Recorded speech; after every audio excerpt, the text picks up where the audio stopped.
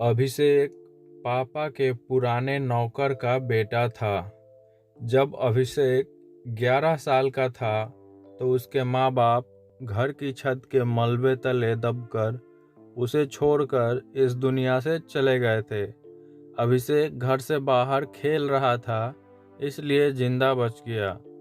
मेरे पापा अभिषेक को अपने घर ले आए और उसकी परवरिश करने लगे। अभिषेक सिर्फ 8वीं तक पढ़ सका। घर के बराबर में ही पापा का गोदाम था, जहां वह दुकान का माल स्टॉक करते थे। अभिषेक को गोदाम में रहने के लिए जगह दे दी गई। बस वह वहीं रहता था और बस खाना वह हमारे घर पर खाता था। गोदाम की सफाई और रखवाली के अलावा घर का सारा सामान लाना भी उसी के जिम्मे था। वक्त गुजरता गया, यहाँ तक कि अभिषेक जवान हो गया। उसने कद काठी शक्ल खूब निकाली थी। पापा को एक सहायक की जरूरत थी और अभिषेक का भी कोई नहीं था। पाँव की जूती को कोई सर पर नहीं रखता। यह मेरी माँ के शब्द थे। वह नौकर का बेटा था और उसे नौकर ही रहना था। माँ अभिषेक से दूर ही रहती थी और हमें भी उससे दूर रहने को कहती थी, मेरे घर में जवान बेटियां हैं, गैर लड़के को दरवाजे से बाहर ही रखूंगी।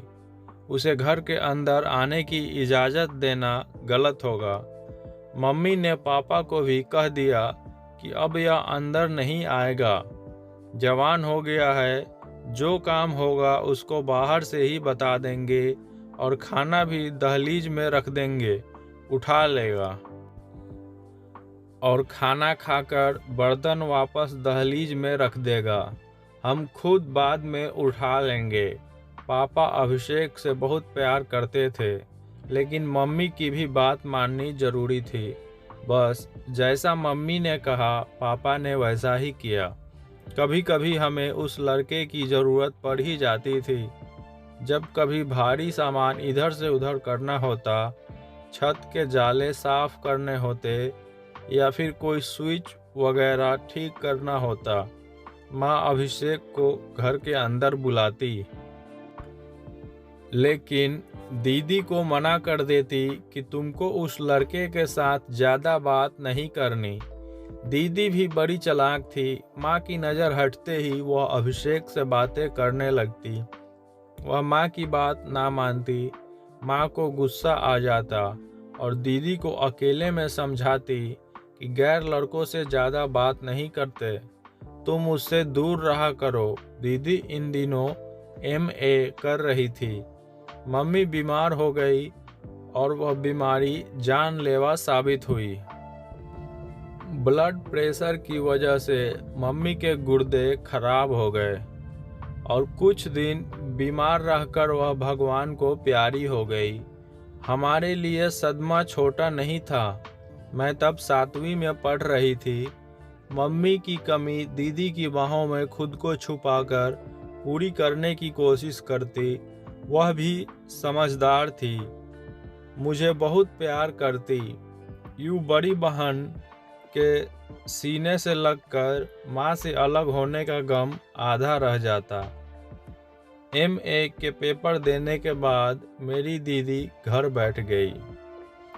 छोटी बहन को संभालने के खातिर कुर्बानी दी, तो मैं भी अपनी बहन पर जान कुर्बान करने लगी और हमको बड़ा समझने लगी।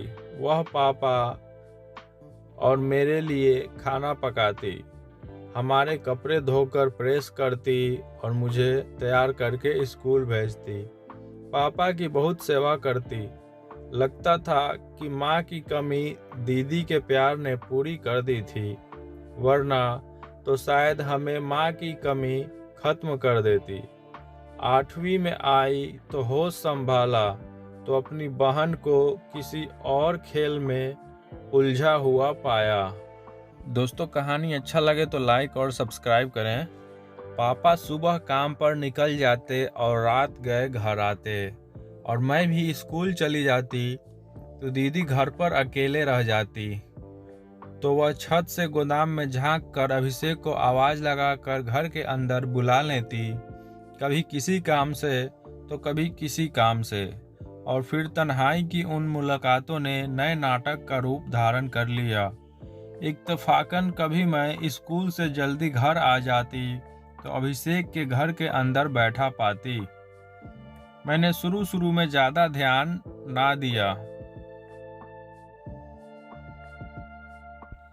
आहिस्ता आहिस्ता मेरे दिल में अलग अलग शक सर उठाने लगे कि यह रोज़ हमारे घर में क्यों देखता है, जबकि माँ हमेशा दीदी को मना करती थी कि अभिषेक के सामने ना जाया करो, उसके साथ ज़्यादा बात मत किया करो। अभिषेक इस तरह हर समय घर पर मौजूद रहना मुझे अच्छा नहीं लगता था।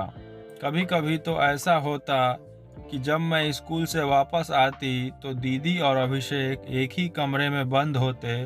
दरवाजे पर नॉक करने के बाद दीदी बाहर आती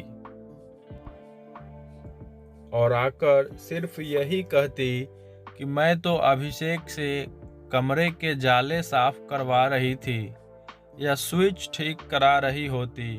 जब मैं ना समझती तो किसी बात पर ध्यान नहीं देती थी।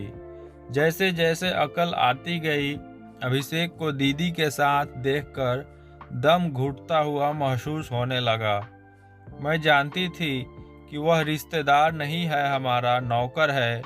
कभी मम्मी पापा ने उसे हम लोगों के बीच घुलने मिलने नहीं दिया था।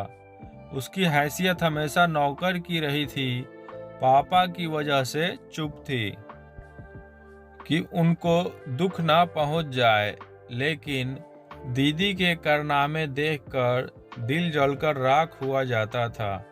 लेकिन जब अभिषेक की वजह से मुझे पूरी तरह नज़रअंदाज करने लगी थी, जब वह होता तो उसकी ही सेवा में लगी रहती, उसे अच्छा खाने को देती और मुझे डांटती रहती थी कि ठहर जाओ, भूख से मरी तो नहीं जा रही हो।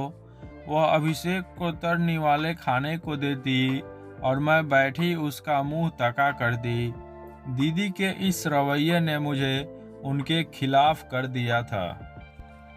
जब मैं 9वीं में थी, ज़्यादा उलझनों में रहने लगी और एक दिन हिम्मत करके दीदी को कह ही दिया कि दीदी देखो, तुम जो कह रही हो वह ठीक नहीं है, बाज आ जाओ वरना मैं पापा से बता दूंगी। इस नौकर को तुम घर में बैठाया मत करो और घर में बैठा कर उसे खाना भी मत खिलाया करो, वरना यह अपनी औकात से बाहर आ जाएगा तो हम सब के लिए मुसीबत बन जाएगा। दीदी ने उस दिन मुझे बहुत सुनाई कि अफसोस है तुम्हारी सोच पर, पढ़ लिख कर भी अनपढ़ रह गई हो। अमीर गरीब सब इंसान ही होते हैं और तुम मुझे ये सिखा रही हो। अभिषेक नौकर है तो क्या हुआ, है तो एक इंसान ही ना। इतना भेदभाव अच्छा नहीं है। मैं भेदभाव नहीं कर रही दीदी, बल्कि आपको सावधान रहने को कह रही हूँ। पापा के पीठ पीछे तुम क्यों इस लड़के को घर के अंदर बैठाती हो। दोस्तों, इस कहानी का पार्ट 2 देखने के लिए चैनल को लाइक और सब्सक्राइब ज़रूर करें और कमेंट बॉक्स में पार्ट 2 लिखकर हमें ज़रूर भेजें। वीडियो पूरी देखने के लिए आपका बहुत बहुत धन्यवाद।